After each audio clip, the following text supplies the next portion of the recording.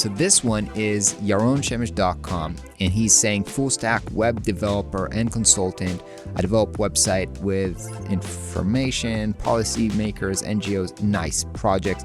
All right, so first of all, I'm lacking the name here too, right? I just see full stack web developer. I know the name from the domain, but I can't really see. But what's really bothering me here, I'm not really sure about what's the goal of your website. Do you want me to hire you? Do you want me to contact you? Do you want me to know something specific about you? So make sure that when you're designing a website, you always have a goal in mind, and we know that by you adding some kind of a call to action. Last portfolio website from Knut Studio, boosting digital brands and product through web design. This is a really cool design. There's a lot of things going on here when I'm scrolling. The main tip here is focus on the work versus on showing kind of, how you present the work. Show the actual work itself.